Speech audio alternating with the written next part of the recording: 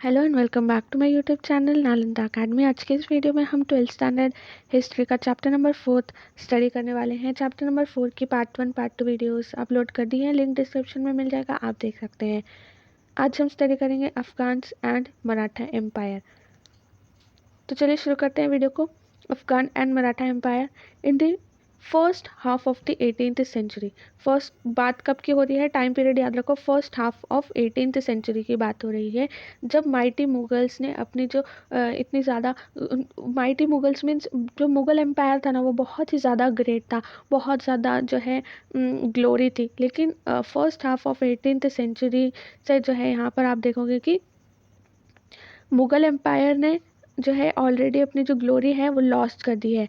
Mighty Mughals lost its glory, ठीक है। उनका जो इतना बड़ा एम्पायर था, जो उनका जो ग्लोरी था, ठीक है, वो अब यहाँ पर जो है first half of 18th century आते आते जो है उनका पूरा का पूरा जो ग्लोरी है, मुगल एम्पायर जो बहुत ही बड़ा हुआ करता था एक ज़माने में, लेकिन अब क्या हो गया है, उनकी जो है ग्लोरी सब लॉस्ट हो गई है, already lost its glory. The Mughal rule was now limited only to Delhi, Agra and Punjab. अब देखो, अब उनका जो पूरा का पूरा जो एरिया है वो कहाँ कहाँ लिमिटेड रह गया है, दिल्ली, ठीक है, एक तो दिल्ली, फिर आगरा और पंजाब, ठीक है, यही जो रीजन है इनके कंट्रोल के अंदर है। पहले इससे ज़्यादा हुआ करता था, लेकिन अब ये जो टाइम पीरियड की बात चल रही है first half of 18th century आते आते, अब यहाँ पर क्या हो गया है, मुगल रूल लिमिटेड है only to Delhi, Agra and Punjab. This year 1748 witnessed the first invasion of India by Ahmad Shah Abdali, the king of Afghans। आप देखो अफगान की एंट्री यहाँ पर होती है 1748 के अंदर। आप देखोगे 1748 के अंदर फर्स्ट इन्वेशन होता है अहमद शाह अब्दाली का। अब ये अहमद शाह अब्दाली आए कहाँ से थे, आपको याद रखना है, ये एक अफगान किंग है, ठीक है, तो ये अफगान से आए हैं। अहमद शाह अब्दाली, अहमद शाह अब्दाली आपको याद रखना है, अहमद शाह अब्दाली कहाँ से आए थे, अफगान से। अफगान के किंग है ये, अफगान किंग, ठीक है, आपको याद रखना है। और ये फर्स्ट इन्वेशन कब हुआ था, 1748 के अंदर। He was defeated at Sirhind by Shahzada Ahmad Shah the elder son of the emperor. अब जो है फर्स्ट इन्वेशन हुआ था, ठीक है, इन्होंने इन्वेट किया था इंडिया को 1748 के अंदर, लेकिन जो शहजादा अहमद शाह है, एल्डर सन थे सन के, वो उन्होंने क्या किया, इनको डिफीट कर दिया सरहिंद पे, defeated at Sirhind by Shahzada Ahmad Shah. अब आप देखोगे कि फर्स्ट टाइम इन्वेशन किया था अहमद शाह अब्दाली अफगान किंग ने, अफगान के किंग ने, ये जो अहमद शाह है, अब ये 1748 में इन्होंने फर्स्ट इन्वेशन किया, लेकिन 1751 में आप देखोगे वापस से इन्होंने एक और बार यहाँ पर इन्वेशन किया इंडिया के अंदर, ठीक है। 1751 Abdali again invaded India. This time the Mughal emperor ceded the province of Lahore and Multan to Abdali in order to avoid war. अब ये जो आप देखोगे कि अहमद शाह अब्दाली के साथ में जो है मुगल एम्परर्स जो है वो फाइट नहीं करना चाहते थे। उन्होंने क्या किया, वॉर को अवॉइड करने के लिए, जो युद्ध है, वॉर है, उसको अवॉइड करने के लिए कि हमें आपके साथ फाइट नहीं करनी है, इस वजह से मुगल एम्परर्स ने क्या किया, जो प्रोविंसेस थे लाहौर एंड मुल्तान, ये किसको दे दिए, अब्दाली को दे दिए, ठीक है, क्योंकि इन्हें वॉर नहीं करनी थी। 1752 the Marathas and the Mughals arrived at an agreement. According to that agreement, the Maratha accepted the responsibility to defend North India, especially the Mughal dominions. अब यहाँ पर जो है आप देखोगे कि एक एग्रीमेंट साइंड होता है between Marathas and Mughal empire, ठीक है, इनके बीच में साइन होगा ये एग्रीमेंट। मराठा और मुगल जो है 1752 में एक एग्रीमेंट साइन करेंगे। अब इस एग्रीमेंट के अंदर क्या होगा, सीधे सीधे यहाँ पर देखो, मैंने शॉर्ट नोट में लिखा है, Maratha accepted to defend North India. Marathas ने क्या एक्सेप्ट किया कि वो डिफेंड करेंगे नॉर्थ इंडिया को।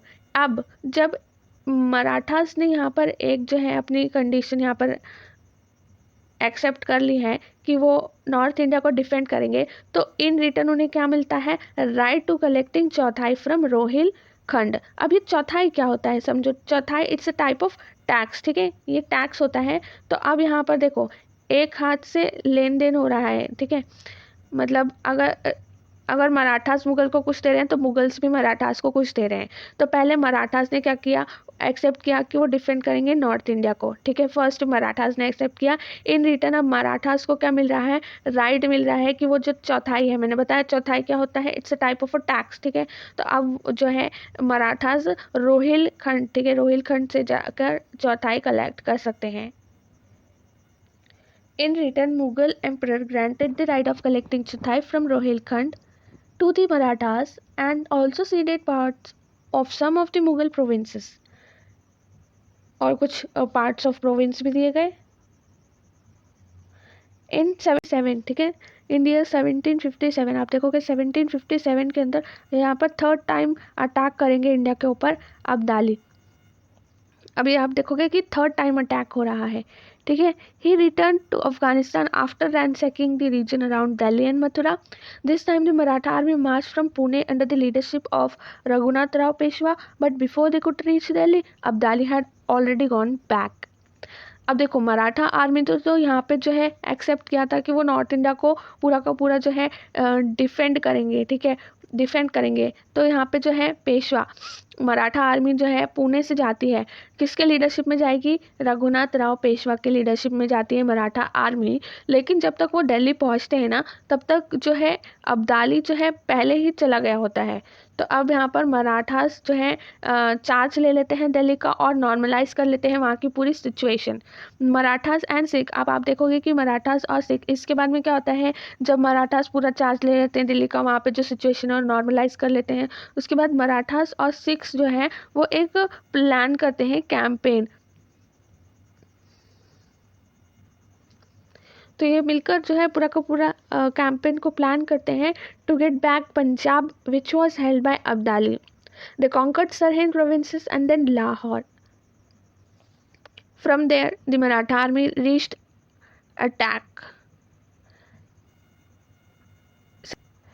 अब आप देखोगे कि 1759 के अंदर अब्दाली फोर्थ टाइम जो है वापस अटैक करता है इंडिया के अंदर, वापस आता है Abdali march back for the fourth time. अब यहाँ पर जब फोर्थ टाइम आएंगे ना अब्दाली इन्वेट करेंगे इंडिया के अंदर, तो आप देखोगे कि दत्ताजी एंड जंकोजी शिंदे जो है मराठा नोबल्स हैं, वो जो है रेसिस्ट करेंगे his advances. However Abdali march with great speed and strength and conquered Punjab in no time. Dattaji Shinde fell on the battlefield. Abdali took complete hold of Delhi. पूरा का पूरा होल्ड अब किसके पास में है, अब्दाली के। With an intention to out the Afghans permanently, the Maratha army marched out from Pune under the leadership of Sadashivrao Bhau Peshwa and Vishwas Rao Peshwa। अब आप देखोगे कि उसके बाद क्या होता है, जो पूरी की पूरी जो मराठा आर्मी है ये मार्च करती है, march out from Pune under the leadership of Sadashivrao Bhau Peshwa and विश्वास राव पेशवा, ठीक है। इन दोनों के लीडरशिप में क्या होता है, मराठा आर्मी जो है पुणे से आती है, ठीक है, पुणे से आती है। तो अब यहाँ पर आप देखोगे कि 14 जनवरी 1761 मराठा आर्मी एंड अब्दाली की जो आर्मी होती है वो जो है यहाँ पर फाइट करेंगे on the banks of river Yamuna. और ये जो पूरा का पूरा एरिया है इसको बोलते हैं पानीपत। और जो ये इनके बीच में जो वॉर होगी ना, जो अब्दाली और मराठा आर्मी के बीच में जब वॉर होगी, तो ये वॉर को क्या बोलते हैं, थर्ड बैटल ऑफ पानीपत, ठीक है। थर्ड बैटल ऑफ पानीपत आपको याद रखना है। थर्ड बैटल ऑफ पानीपत कब हुई है, 14 जनवरी, ठीक है, 14 जनवरी 1761। और ये किसके बीच में हुई है, मराठा आर्मी एंड अब्दाली की आर्मी के बीच में, इन दोनों के बीच में वॉर हुई। और ये जो पूरा का पूरा पानीपत का जो एरिया है वो कहाँ पर है, on the banks of river Yamuna, each other at Panipat on the banks of river Yamuna. The war between them known as third battle of Panipat। अब ये जो थर्ड बैटल ऑफ पानीपत थी, इस बैटल में जो दोनों भी पेशवा हैं वो किल्ड हो गए, ठीक है। तो अब जो है यहाँ पर जो मैसेज है कोडिंग लैंग्वेज में जो है पुणे सेंड किया गया था। उन्होंने देखो पूरा का पूरा जो मैसेज है वो कैसे लिखा है, 2 precious pearls fell, 27 gold coins were lost and there is no count to the loss of silver and copper coins। इन्होंने कितने अच्छे लैंग्वेज में लिखा है, देखिए, मतलब किसी को हर्ट नहीं होना चाहिए और किसी को एकदम दबे लफ्जों में कुछ बताते हैं ना, तो इन्होंने जो पूरी कोड लैंग्वेज में लिखा है, एक मैसेज गया था पुणे पूरा का पूरा कोड लैंग्वेज में, तो ये पूरा है लिखा हुआ 2 precious pearls 2 precious pearls fell, 27 gold coins were lost, and there is no count to the loss of silver and copper coins. Indeed, the Maratha on the battleground of Panipat fought with an unwavering conviction which can be described as India for the Indians. It was not an easy task for Abdali to rule Delhi and he soon returned home. अब आप देखोगे कि उसके बाद जब ये पूरी fight हो गई, वॉर हो गई, और लेकिन आप देखोगे कि जो पूरी बैटल ऑफ पानीपत थी, ठीक है, जो पूरी की पूरी बैटल ग्राउंड ऑफ पानीपत था, उसमें मराठास ने भी बहुत ज़्यादा तगड़ी टक्कर दी थी अब्दाली की आर्मी को, और बहुत ज़्यादा अच्छे तरीके से फाइट किया था. ठीक है, मराठा आर्मी ने भी बहुत डट कर सामना किया था अब्दाली की आर्मी का. अब आप देखोगे कि यहाँ पर जो अब्दाली है वो ज़्यादा टाइम तक रूल नहीं करता है दिल्ली, वो वापस चला जाता है अपने होम टाउन. अफगान से आया था, वापस अफगान चला जाता है.